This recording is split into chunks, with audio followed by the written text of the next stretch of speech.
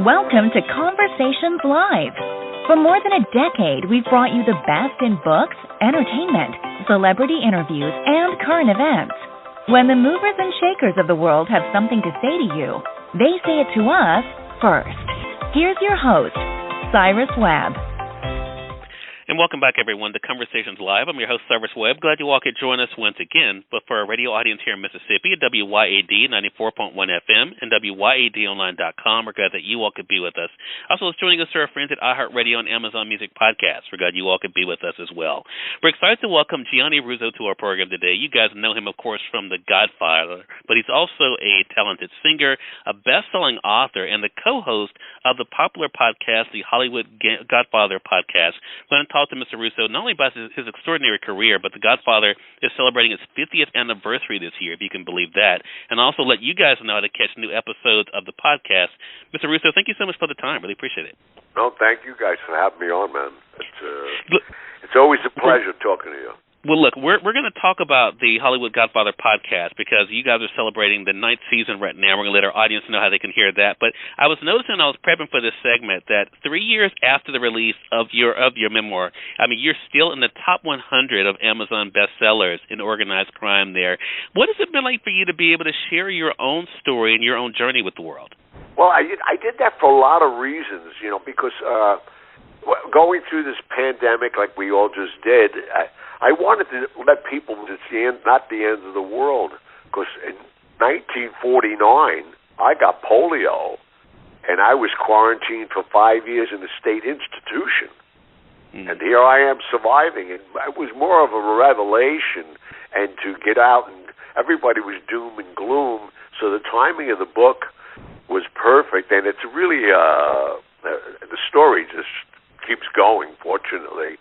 And like you pointed out, it's still a bestseller after 3 years, which is unheard of in the literary world. That's my first book, and my second book comes out now for Christmas called The Pawn, and with Picciarelli again. We co-wrote that, and then I was just told that Lionsgate, the producer who won the Oscar for Coda the other night, Patrick Washburger, is going to executive produce and option my book.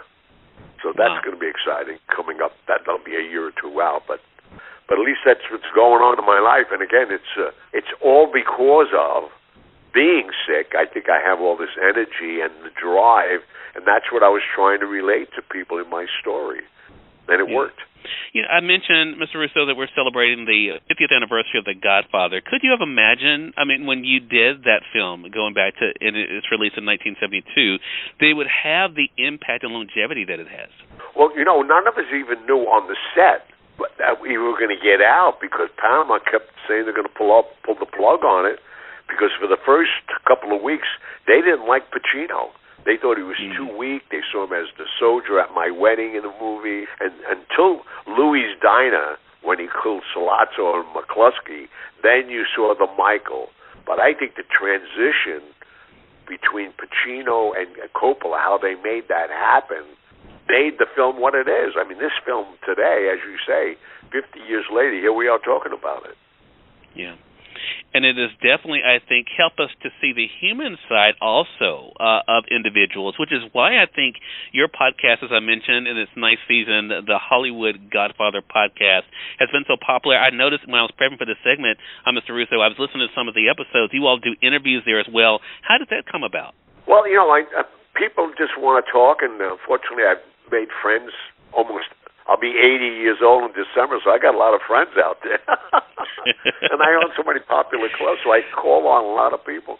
And they show up, which is a nice compliment. I've had major stars and major authors, politicians, and you never know what you're going to hear about. This is something that's worked well for me, and it's a great way to exploit things, because fortunately I have enough to exploit. My clothing line drops this month. La Cosa Mia by Gianni. Wow. And my other line has already dropped. If you go to Corleone Fine Italian Foods, I own everything. Clemenza's meat sauce in a jar, Genco olive oil. So, I have so much, and to have a podcast is a great platform to let the world know. And it's been good for everything. It's been good for my family, and it just keeps going, fortunately. It does keep going. And part of this, Mr. Russo, is about our fascination with organized crime. I mean, do you think that also has been it? I mean, people, I think, have been educated past just watching movies like The Godfather. We've gotten to know these individuals and what they've done, how they've done it, and the impact. What has that been like for you to see the world's attention when it comes to organized crime and those stories? Well, I think that's what people are attracted to me for, because, I've been in the gray area for so long. At the age of 12, Frank Costello, who was like running the Genovese family, took a liking to me, and I became a runner with him, and then he escalated me up into different positions. And I was with him until 73. I had the privilege of watching The Godfather with him before he passed. But, there's a sex appeal to it. Women love it. Guys love it. I mean, Bogart. I mean, we can go back to James Cagney. Everybody made a career out of being a gangster, and I think The Godfather really glorified it. And I knew a lot of guys did transitions, like John Gotti got out of his warm-up suit and started wearing regular suits and ties because they saw how it should be. But who knew? Who knew that this would become a pattern in real life? Exactly. And now, because of you, we're able to follow this journey and to be able to get the real stories as well. Again, everyone, Gianni Russo has been our guest. You guys, we're celebrating the 50th anniversary of The Godfather, the impact that movie has. But you can also, as we mentioned, make sure you guys get his best-selling book. It's called Hollywood Godfather, My Life in the Movies and the Mob. You guys can get it through our friends at Amazon. And make sure you guys tune in every Wednesday for the Hollywood Godfather podcast. You can get new episodes there. Again, as I mentioned, Season 9 is going on right now. Make sure you guys go to the website there, HollywoodGodfatherPodcast.com, for all of the updates there. Mr. Russo, I really do appreciate this time. Thank you so much for dropping by, and I hope you'll stop by the program again. You. All right, please, anytime. Thank you.